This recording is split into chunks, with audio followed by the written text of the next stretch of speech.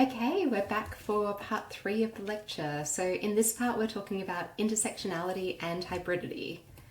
So the term intersectionality was coined by Kimberly Crenshaw, who's an American legal scholar, and it was developed to discuss the way that multiple structural inequalities and discriminations kind of shape the lives of minority groups, and particularly black women in this case. So just to unpack that a bit, kind of multiple structural inequalities and discriminations that would often refer to inequality and discrimination on the basis of identity categories. So we can think about the way that we've been discussing race as a source of kind of structural inequality, discrimination, bias.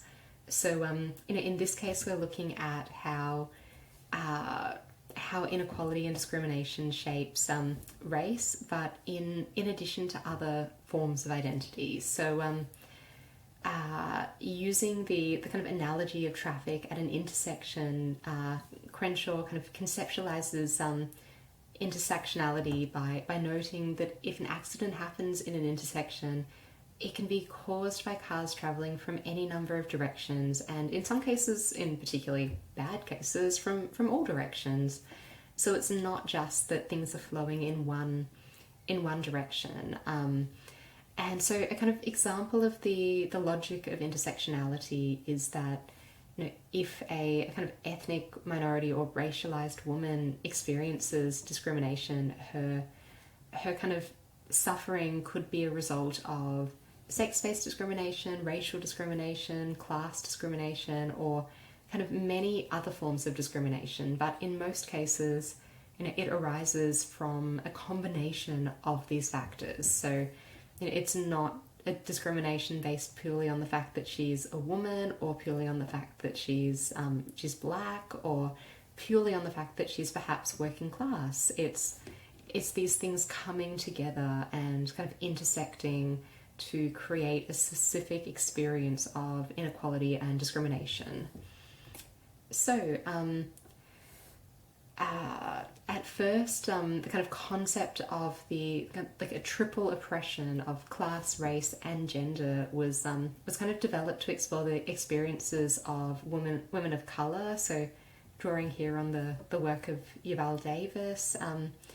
But intersectionality has also been developed in later work to include other identities, so to include things like sexuality and disability. So it's quite broad now in a sense. You can see an image on this slide of some of the kind of factors that might come into the kind of intersecting experiences that people have of discrimination and inequality, and how they might be kind of different on the basis of all of these factors, and how they combine to create certain biases. So it kind of this became quite a popular kind of feminist methodology, and particularly as a way to acknowledge the kind of differences of experience between women. So a really strong and very valid criticism of earlier forms of feminism was that they were, led by and largely for white women who were already, in some cases, quite advantaged relative to the experience of other women, and that the kind of advocacy that they put forward was based purely on gender and didn't recognize the kind of different experiences that women would have if they were also racialized. And black feminists at this time made the argument that in many cases their experience had more in common with black men than with white women. And so basically the kind of approach of intersectionality, which was developed primarily by black feminist scholars, has led to the kind of greater inclusion of minority voices within the kind of analysis of the dynamic of power relations. So it was led to progress in thinking in that area. And so intersectionality is more than just a kind of additive approach to understanding identity and inequality. So it opposes the reduction of identities to a kind of single identity, such as gender or race, as we've been talking about, but it's also, it's based on efforts to kind of deconstruct binaries and is opposed to the idea that categories of identity are independent at all, and suggests that they kind of cut across each other and constitute each other. And so power in this context is seen as differentiated not only between but also within identity groups. So, as I was saying, not all women are equally oppressed, not all black people are in the very same societal position. Obviously, someone like Barack Obama is in quite a privileged societal position. And yeah, so intersectionality tries to move beyond this kind of, as I mentioned, this additive approach that just kind of stacks these different forms of identity on top of each other, and it doesn't make arguments such as, well, you have like 2 oppressed identity categories and I have 3, so I'm more oppressed than you. Like, that would be a misreading of an intersectional approach.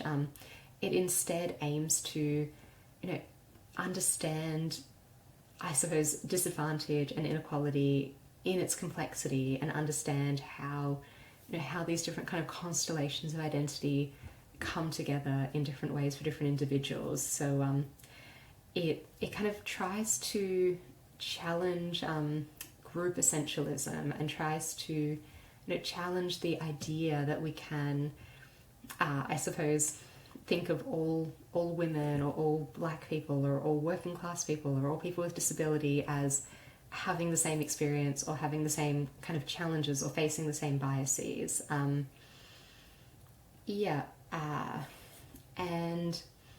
the kind of aim of intersectionality, or if you're wondering, to what end, what is this particular kind of complex form of analysis or form of kind of thinking about inequality, what's it for? So it intends to place the kind of lived experience of marginal groups and to place their voices at the centre of theory and at the centre of kind of considering the interaction between agency and social structures. And I know structure and agency is something that you've talked about in this course. It also explores the kind of complexities of individual and group identities, which are socially constructed and are changing. So, it's also, like, by embracing the kind of complexities of intersecting forms of identity, it's also trying to understand how these things are not static. As we've talked about earlier in the lecture, our social understandings of race are not static. They're subject to change over time. There's even been, over the last 100 years or so, shifts in terms of how we kind of think about dividing racial groups, which I think just goes to show, again, the socially constructed nature of race. And so, an intersectional approach is very open to understanding these kind of shifts and this complexity. It also aims to kind of reveal how inequalities are present and are kind of functioning in power structures. So, how might like certain social institutions, for instance, treat people differently on the basis of whether they're a black woman versus a white woman. And it also promotes social justice and change. So in many ways, it's a kind of normative approach because it's intending to kind of affect change in the world. So when we think about migration and intersectionality, so intersectionality is a kind of, as a framework or a conceptual tool, it's coming from the kind of anti-racist scholarship during the 1980s, and this was taking place kind of mainly in countries in the global north, in these kind of developed like seats of power that we were talking about a bit earlier. And these were contexts in which women of colour and anti-racist feminist scholars and activists were trying to like bring issues of racism to the fore and kind of give a privileged position to speak to the most marginalized communities or the most marginalized people among them. And so the kind of intersectionality has a lot of promise for addressing the kind of justice concerns of migrants, and for addressing injustices that are created through the migration process, because it's rooted in kind of simultaneous engagement with multiple power relations that kind of exclude and silence the most marginalized. And so, it offers a structure or a form of analysis that can speak back to that in many cases. And the intersectional perspective also helps us to understand the kind of uniqueness of migrant identities and how they might be stratified by ethnicity, class, gender, and specific conditions of migration. So it helps us to understand how, not all migrants have the same experience. They're coming from different countries, they're different ages. They, some might have a lot of financial resources and some might have very little. So it helps us to, I suppose, understand the diversity of experience that they're bringing to the table. And so moving on to look a bit at hybridity. So in cultural studies, hybridity refers to kind of multiple identities, crossover, kind of boundary crossing experiences and styles, and it's kind of fits within the context of a world in which we have growing migration, more and more people living in diasporas, which refer to kind of cultural enclaves within countries they've migrated to. So like Chinatown in Sydney and Melbourne can be thought of as a kind of Chinese space for Chinese diaspora, for instance.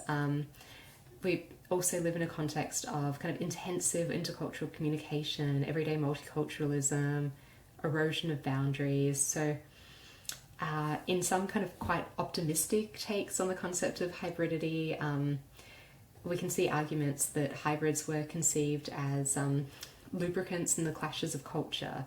They were the negotiators who would secure a future free of xenophobia. So this is maybe a very optimistic reading of some of the ideas that we discussed when we were talking in the previous section about Homi Bhabha's idea of the kind of third space, these people that occupy this space and negotiate between two different cultures. So this is inherently quite a hybrid space, and in an optimistic reading we can think about people who occupy these hybrid spaces between two different cultures or between kind of different identity groups as having a kind of privileged space to, I suppose, like negotiate these things and try to like break down some of the kind of barriers or prejudices that might be associated with some of these like marginalized identities. So hybridity contests the notion of any pure identities. So it focuses not on the kind of purity of a category, but on the degree of overlap between categories. And so in this way, it's akin to kind of intersectional forms of thinking. It's not interested in whether someone is a woman, for instance, not solely interested in that. It's interested more in if they're a woman who's had an experience of migration, who is like living with disability, and how the kind of hybridity of identity that this creates. So the kind of contemporary use of the concept of hybridity also seeks to argue against what we can call a monoculturalist view of identity, and that's that people have a single culture that they live within, and instead of doing this, it depicts identity as something that's changeable and fluid rather than static and essentialized. So here we're drawing again on Bhabha's work that's looking at these kind of third spaces, these spaces of hybridity, how people live between cultures and negotiate between cultures. And so unsurprisingly, hybridity is often linked to globalization processes, with the idea that more globalization leads to more hybridity, because we're mixing together people and cultures and creating more and more of these kind of spaces where, people have not just lived in one place for generations within their family and spoken one language and not really had much contact with people that are not like themselves. So we can see in this way, thinking back to earlier parts of the lecture, that maybe aspects of this kind of in-group, out-group social closure are being challenged by our kind of contemporary mobility practices. But we can also see in the next section of the lecture, where I'll talk to you about the case study of refugees and asylum seekers, that in some cases this has led to a kind of doubling down on those forms of social closure.